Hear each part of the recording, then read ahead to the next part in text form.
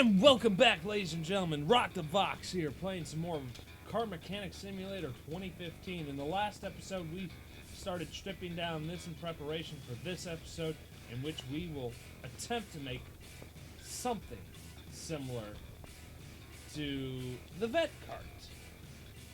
Now, let's see what we got for engine swaps, just for a reference. 207... 250 with a twin carb.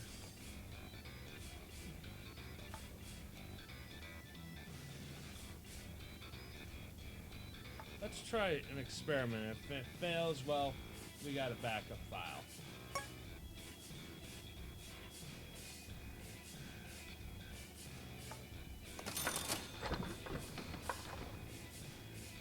Wow, that drastically cut down on the price.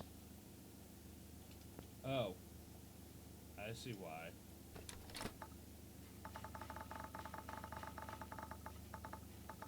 And I didn't get any of those parts.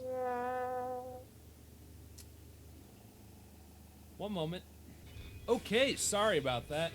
Apparently, doesn't like me too much. I'm not gonna junk this motor because why would I junk a motor that has potentially good parts still?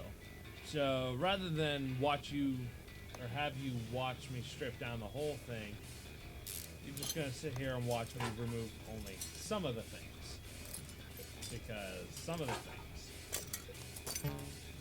So I'll see you in a bit. So I'm kicking the recording back on just to show you, now that I got the heads torn off, that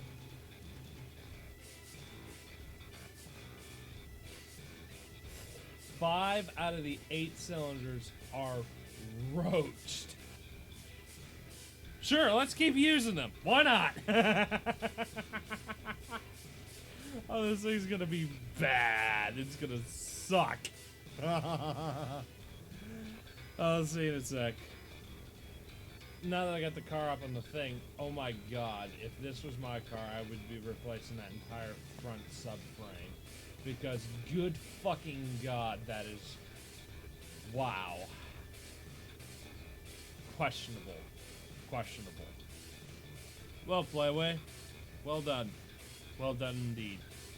Now we can get under and look at the better at what's going on back here, and good fucking god. That entire crank is fried. Yep. Running with roached parts. Because why not?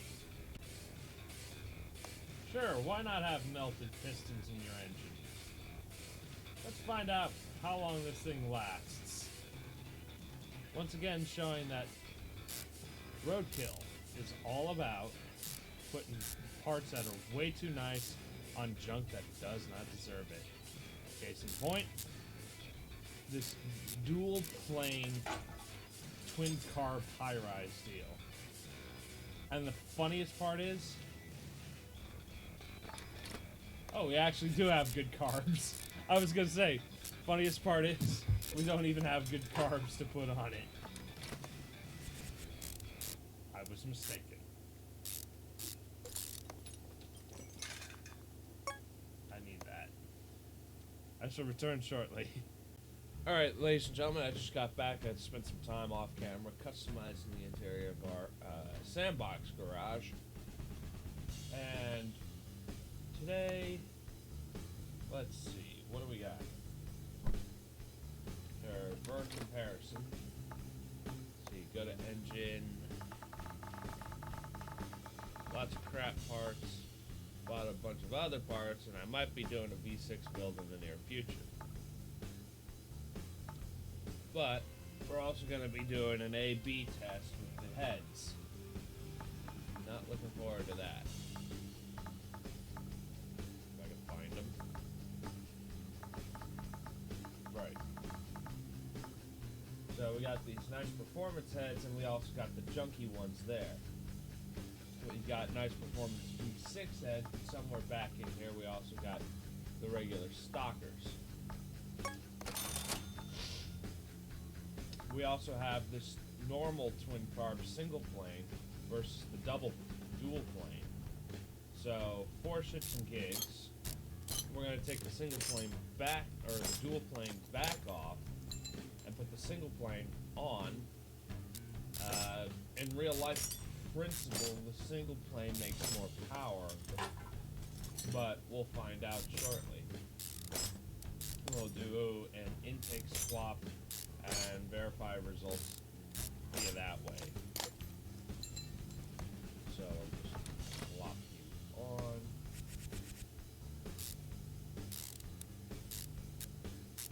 Once again, putting junk that's way too nice on a car that doesn't deserve it. And because we have them, why not? But I think we'll do a twin A/B test. We'll test this intake with these carbs and then the performance carbs. Then we'll run these carbs on the dual plane. And from there, do some maths and figure out what we need to do, what horsepower differences to bring us. New chrome, because again, sticking junk that's way too nice on stuff that does not deserve it.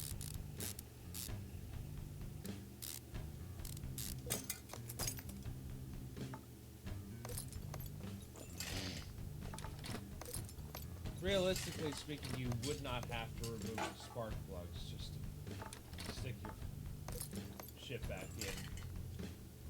All that nice new distributor equipment, except for the spark plugs. Spark plugs get no love. If this thing fails in a catastrophic fashion, it's not going to be because of the push rods, because these push rods are all brand new. So, realistically speaking, you would not be doing this because the rocker arms are wear mated, or at least these are, because they're stud mounted.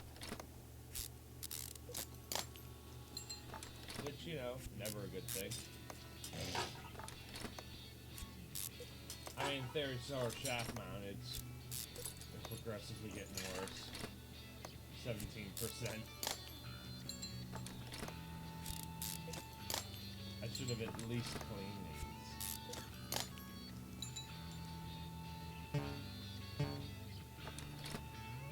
these. 0%. Sure, let's find out.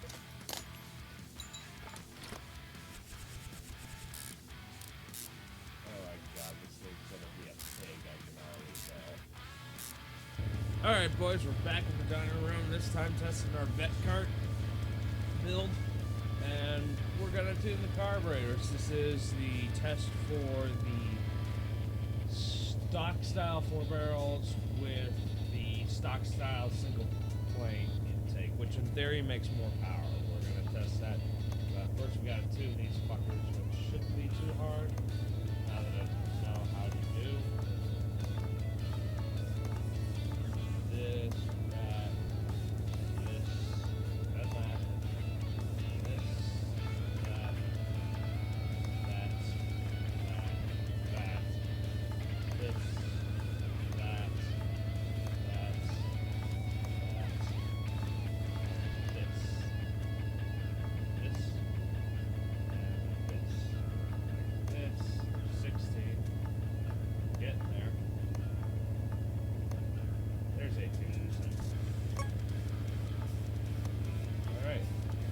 Let's take a pull.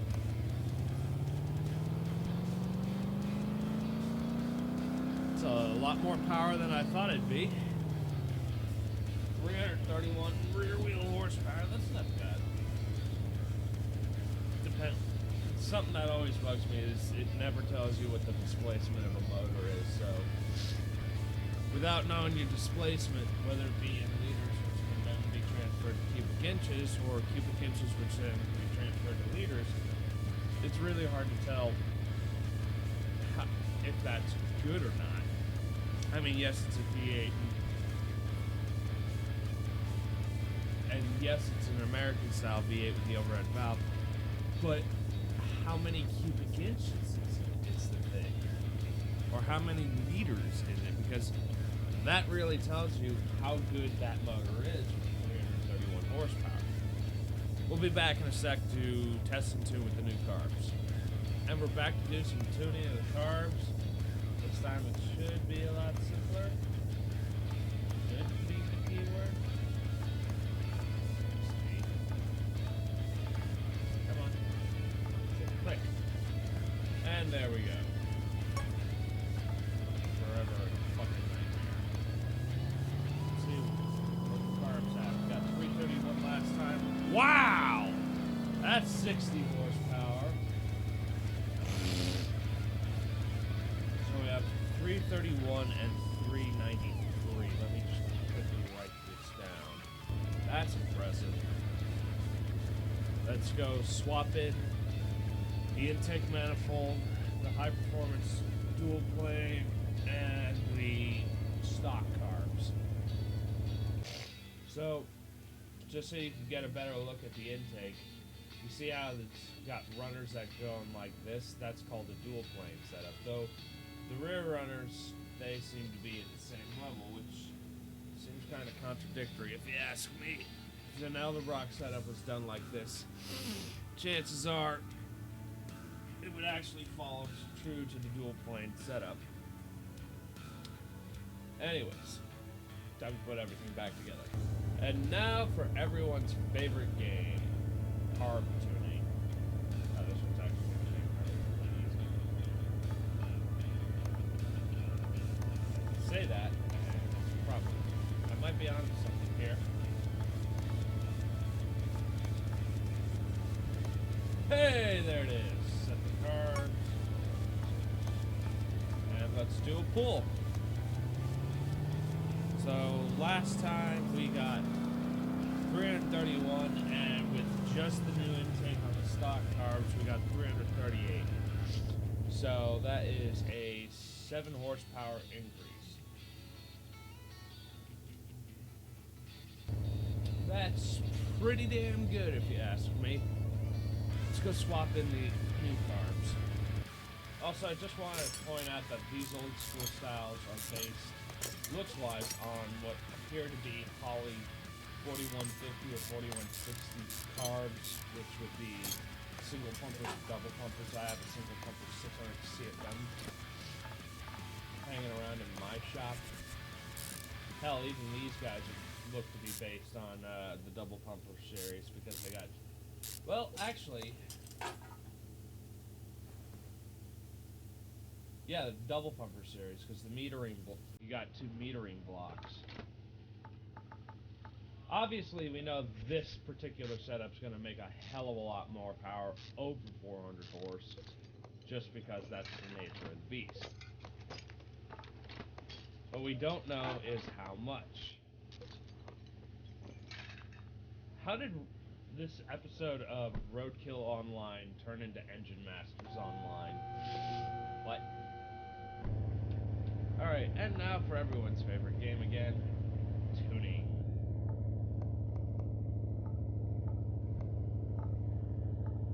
This is gonna be lovely.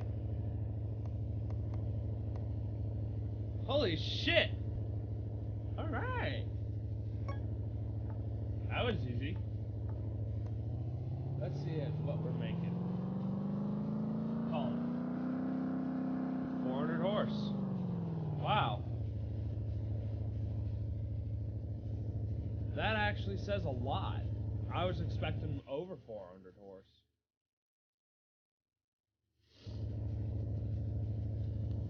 Huh. So, is it worth the money invested in an intake manifold? No! All you're getting is 7 more horsepower. So, no, it is not worth the money investing in an intake manifold on a dual carb setup. Just get yourself the really nice carbs and you'll be fine. Because I look at the stock carbs even, by comparison of the intake manifolds, and 331 with the stock manifold, 338 with this one, the dual plane. No, it's not worth it. So I figured what better way to end off this episode of Roadkill / Engine Masters than to take the Vette Car to the drag strip, because these are numbers we actually care about. And I'll probably do the conversions and editing so we actually know how fast we went. However, regardless, we actually have 1/8 mile and 1/4 mile time, so even though we won't know what our trap speed was at those markers, at least we know what our times were. So, Playway, if you're listening, add trap speeds, or a way to fucking convert from metric to SAEs, or, mouth failure, from European measurement to American miles per hour. Please, make that a thing. Anyways, enough dicking around.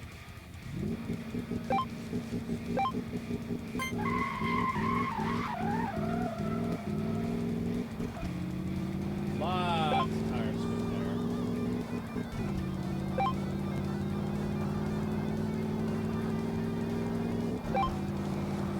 Almost 14, low, high 13. That's not all that good.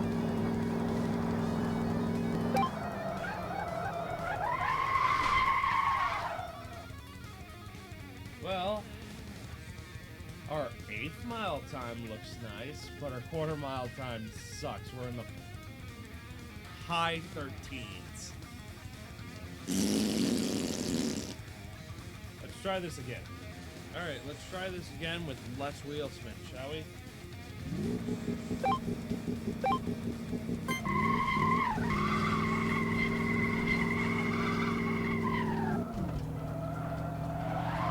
Oh shit. Well, that's a fail. Second run, take 2. Let's try and get this good, shall we?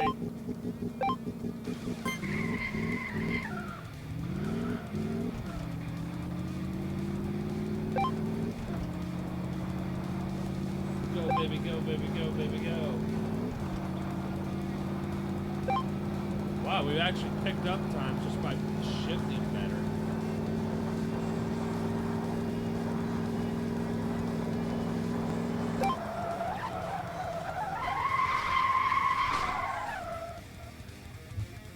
Well, I'd call that a success. But you know what they say? Gotta have 3 runs, be scientific. And we're back. Let's see how this one goes, shall we?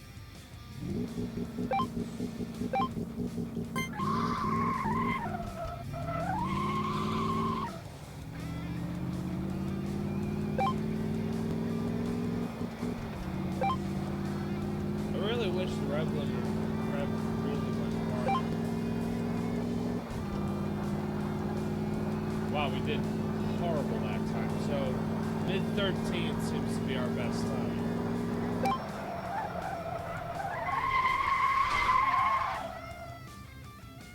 Well, I've been Rockthevox. You people have been wonderful, and I shall see you in the next video. Peace out.